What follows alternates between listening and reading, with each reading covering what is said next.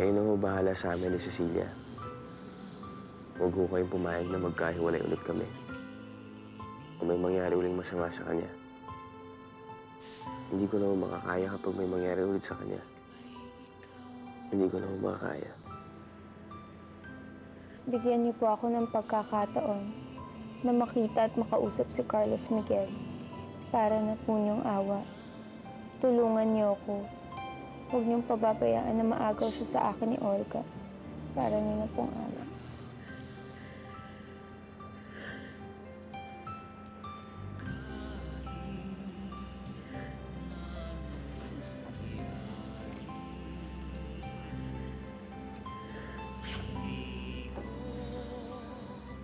Cecilia?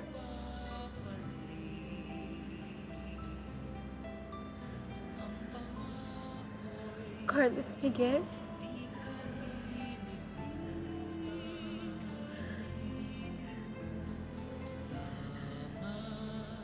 Carlos Miguel?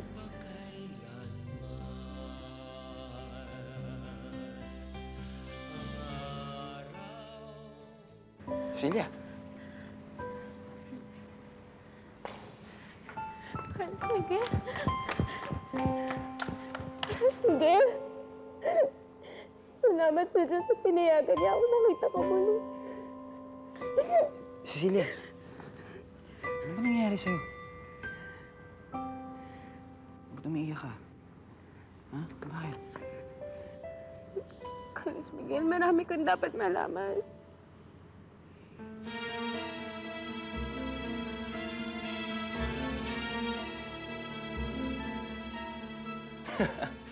Ano pang ginagawa mo dito, pare? Umuwi ka na. Gusto ko makausap si Consuelo. Nag-usap na kayo, di ba? Dapat malinaw na sa'yo ang lahat. Laro lang ang lahat na nangyari sa inyo ni Consuelo. Kaya ako sa'yo, bumalik ka na sa asawa mo. Hindi mo dapat siya niloloko.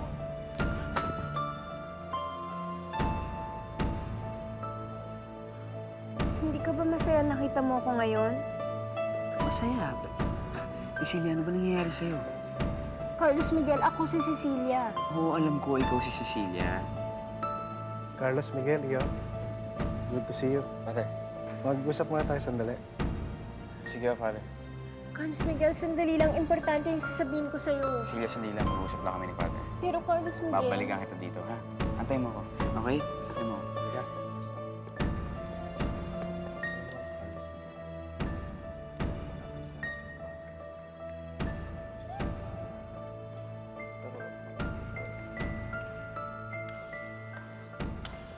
Para sa ikagaganda mo.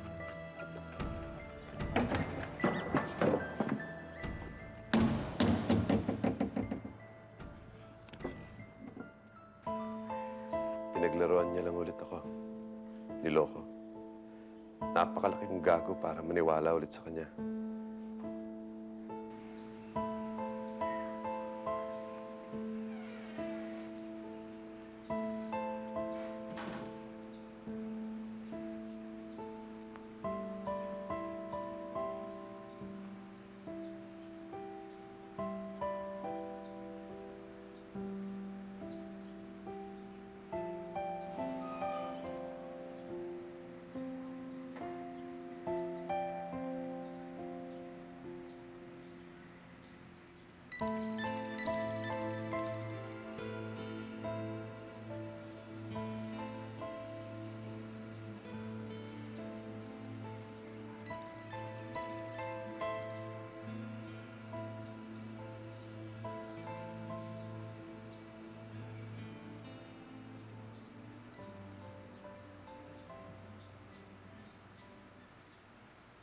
Cecilia? Baka lumabas lang si Cecilia. Don't worry, iyo. Sandali lang tayo. Halika na.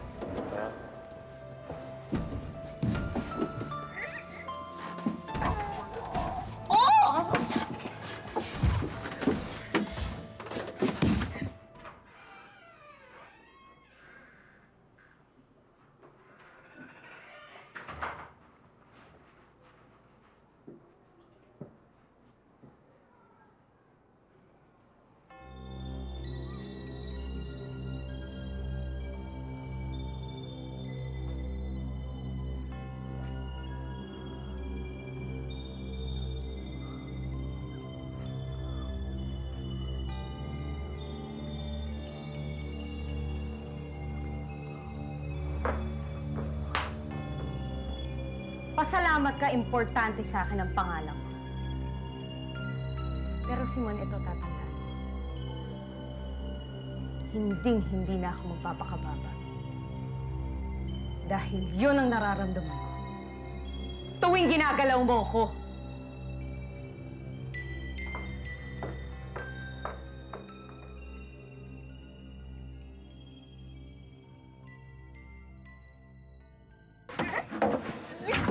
Hindi ka na sana pumunta dito, Cecilia. Olga? Hindi ako papayag na mapalitan ng mukha ko kung maagaw muli sa akin si Carlos Miguel. Akin siya. Akin! Paano magiging sa'yo isang taong hindi ka naman minahal? Bitawan mo ko, Olga!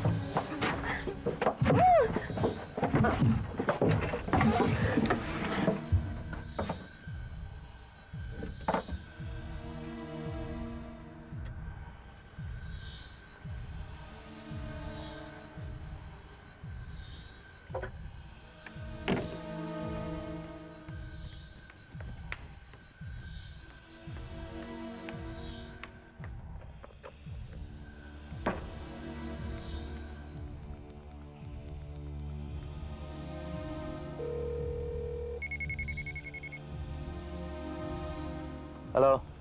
Hello? Tay, puntahan niyo ako dito sa simbahan. Nandito si Cecilia. Nasaan ka? Ayoko nang makialam kina Carlos Miguel at Cecilia. Kung si Cecilia magiging asawa ni Carlos Miguel, okay lang sa akin. Ayoko na kasing palagi kami nag-aaway ng anak ko. Anyway, I doubted kung magtatagal ang pagsasama nila.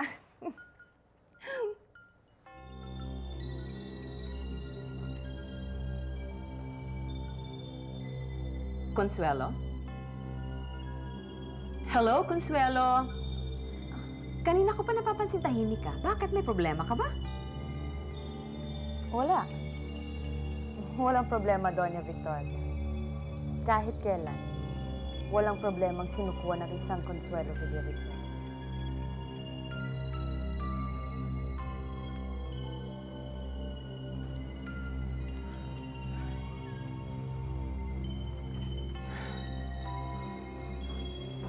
Han!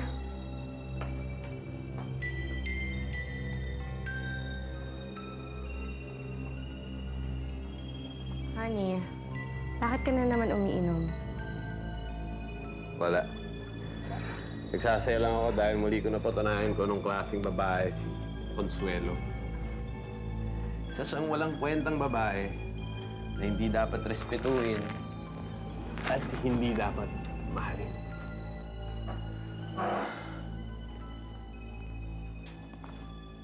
Consuelo na naman? Ha? Puro ka na ng Consuelo!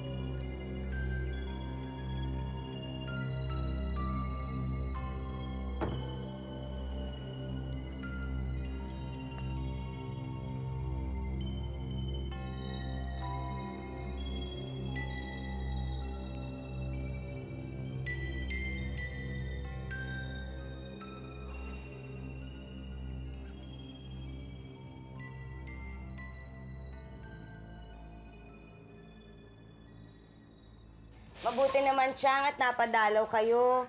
Paano namang hindi? Eh, hindi na umuwi ang anak ko. Naku, paborito ko to ah. Ayan, salubong yan sa'yo. Salamat. Oh, Gilian! Anong nangyari kay Cecilia? Alika dito. Bakit? Ano ba? Anong nangyari? Juan, natagpuan ho siya ng mga nagsisimba doon sa loob ng kumpisalan eh. Walang malay. Pero okay na, nadala ko na ko sa center.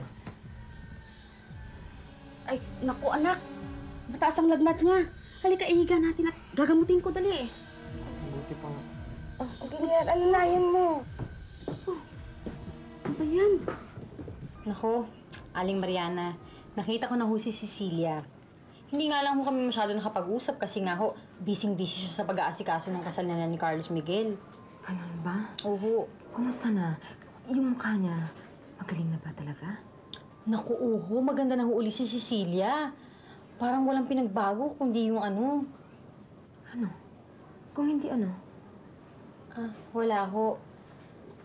Sabi nga niya ho pala sa akin, gustong-gusto niyo na kayo makita. Ayan na, Aling Mariana, nalanggas ko na ho yung mga sugat niyo. Tibali, aalagaan ho natin yan, ha? Kagamutin ko lagi. Para gumaling na kayo. Talagang gusto kong gumaling agad para makapunta ako sa kasal ni Cecilia.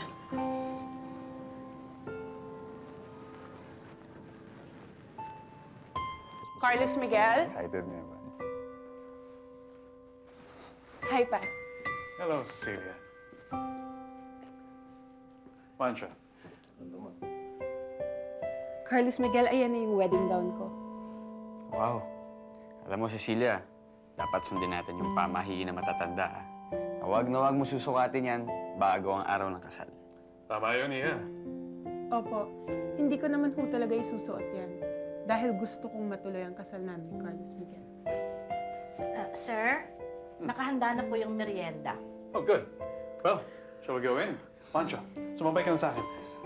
Carlos Miguel, Cecilia, come on, let's go. Cecilia. Sige, sunod ako. Itay, ang tagal niyo nang hinahanap si Cecilia. Pero wala pa rin nangyayari.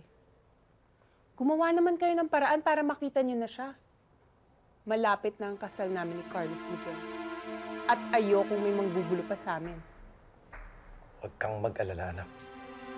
May mga tao na akong kinuha para hanapin yung babae niya.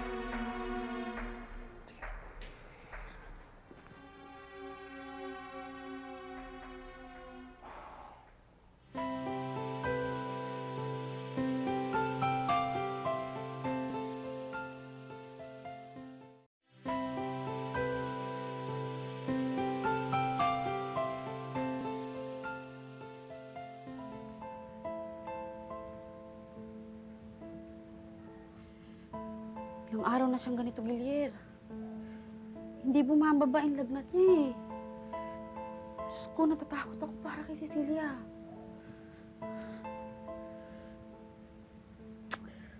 Diyos ko.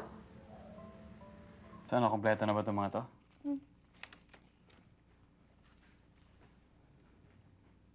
Bakit naman pati si Consuelo inimbita mo pa? Kasosyo niyo na siya sa negosyo, hindi ba? At saka mabait naman sa akin si Consuelo. Yun na nga ang pinagtataka ko eh. Kung ano bang klaseng gayuma ang ginamit mo at napaamo mo yung babaeng yun. Well, ma, no questions about it.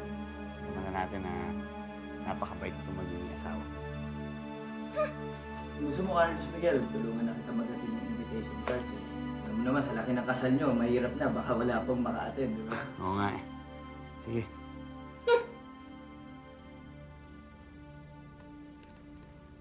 Naku, Aling Mariana, bagay na bagay ho to sa inyo. Ang ganda! Oo, talagang bumili ako, pero mura lang yan. Para naman may bago akong damit at hindi nakakahiya kapag umattend ako ng kasal ni Cecilia. Correct. At sinong may sabi sa inyo na kasama kayo sa kasal ni ate? Wala nga yung pangalan niyo sa invitation cards eh. Hindi kayo imbitado sa kasal ni ate.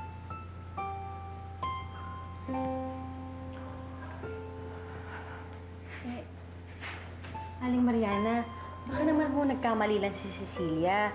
Di bali ho kakausapin ko siya, baka naguluhan lang. Ay, hindi, wag na. Baka abala yun sa pag-asikaso. Hindi bale. Kahit wala akong imbitasyon o mayroon, siguradong pupunta ako sa kasal niya dahil talagang gusto kong silipin.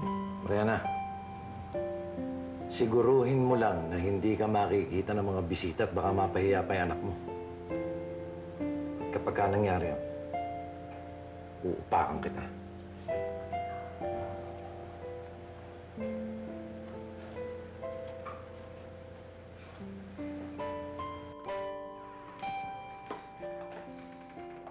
Cecilia, bukas nga pala, puntahan natin ang inay mo. Sa sobrang dami ng inaasikaso natin, hindi na natin siya napuntahan. Ha? Wag na. Nakausap ko na siya. Okay naman siya.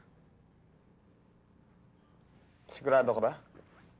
Baka mamaya magtampo yun, hindi pa mag-attend ng wedding. Pwede ba naman yun? Hindi niya gagawin yun. At saka sinabi sa akin ni Inay na hindi siya pwede mawala sa kasal natin. Kaya Carlos Miguel, wag mo na siyang problemahin. Ako na ang bahala sa kanya.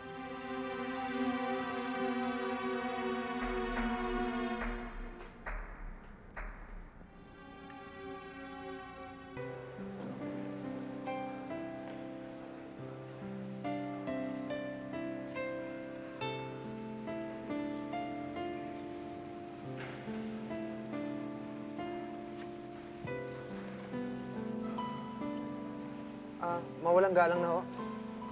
Pwede yung magtanong, kailan ho ang kasal ng mga Altamonte? Bukas? Kumain ka pa, anak. Sige na. Isang subo na lang. Sige na. Sige na. Sige na. Ay, ako na lang. Buti pa nga. Cecilia, kumain ka. Cecilia, kailangan mo magpalakas. Bukas ng kasal nila Carlos Miguel. Hindi. Hindi ako papayag. Cecilia, wala na tayong magagawa doon. Wala ka na magagawa kung nakalimutan ka na niya. Pero ikaw, kailangan mo magpalakas. Hindi. Pupunta ako sa kasal nila Carlos Miguel at ni Olga. Kakayanin ko, Guillier.